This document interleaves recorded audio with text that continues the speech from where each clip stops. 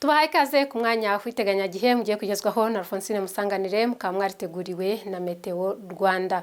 Kuri tariki ya 11 Kanama 2023 tugiye kubagezaho ikirere giteganijwe guhera tariki ya 11 kugeza ku tariki ya 20. Turahera ku mvura dukomeze ku muyaga ndetse dusoreze ku bipimo by'ubushyuhe. Hateganijwe ko imvura izagwa ari nk'imvura isanzwe iboneka muri aya matariki. Imvura rero izaboneka izabiri hagati ya milimetero 0 na 40.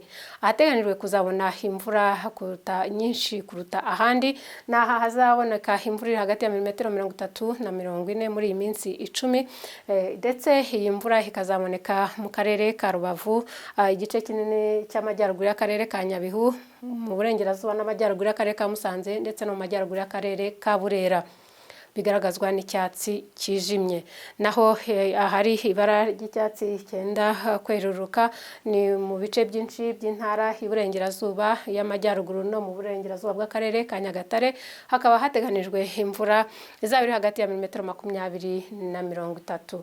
Imvura iri hagati ya milimetero 10 na milimetero 20 iteganijwe mu majyaruguru y'intara y'Iburasirazuba, no kuvuga igice gisigaye cy'akarere ka Nyagatare n'amajyaruguru y'akarere ka mu bice bindi bisigaye by'amajyaruguru by'intara y'amajyaruguru, ndetse no mu bice byinshi by'intara y'amajyepfo. Naho aho imvura izaba ari nkeya hakaba hari n'ibice byinshi by'aha hantu hatazagwa imvura ni mu ntara y'Iburasirazuba ahenshi, cyane cyane mu bice byaho by'amajyepfo, mu mujyi wa Kigali ndetse no mu gice kinini cyo mu mayaga mu ntara y'amajyepfo.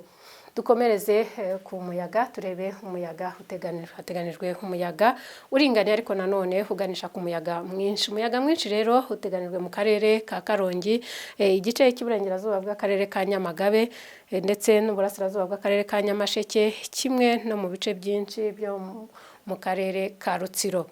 Naho umuyaga nawo uringaniye uganisha ku mwinshi ugaragazwa n'ibara ry'umuhondo, ukaba uteganyijwe henshi mu ntara y'amajyepfo, mu bice bisigaye by'intara y'Iburengerazuba, mu ntara y'amajyaruguru ndetse no mu ntara y'Iburasirazuba mu bice byinshi. Umuyaga rero uringaniye uteganyijwe cyane cyane mu mujyi wa Kigali, mu turere twa Rwamagana ndetse na Ngoma, no mu gice cy'akarere ka Gatsibo n'aka Kayonza, kimwe n'aka Kirehe ntabwo irimo, mu bice byinshi byo mu mayaga ndetse no mu bice byo mu karere ka Gakenke mu ntara y'amajyaruguru na Karulindo, kimwe na Musanze, na henshi mu karere ka Ngororero mu burasirazuba bwaho na Muhanga.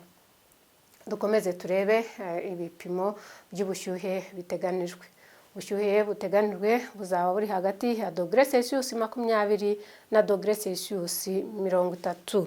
Ahateganijwe ko igipimo cy'ubushyuhe kizaba kiri hejuru kurusha ahandi ni umujyi wa Kigali, mu karere ka Bugesera na Ngoma mu ntara y'Iburasirazuba, mu bice bimwe na bimwe byo mu mayaga, mu karere ka Nyagatare n'aka Gatsibo, cyane cyane mu burasirazuba bw'utu turere, ndetse no mu kibaya cya Bugarama mu karere ka Rusizi. Naho ahateganijwe igipimo cy'ubushyuhe kizaba kiri igice cyangwa kiri hasi ugereranyije n'ibindi ni mu karere ka Rubavu, aka Nyabihu, aka Musanze ndetse n'aka Burera. Twagira ngo tubabwire yuko ari ibipimo by'ubushyuhe ndetse n'imvura biteganijwe bizaba biri ku kigero cy'imvura cyangwa ubushyuhe busanzwe buboneka muri aya matariki mu kwezi kwa munani.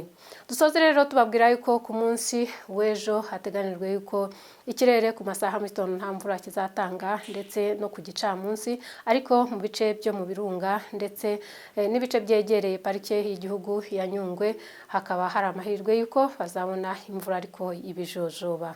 Murakoze, tubifurije kugira weekend nziza.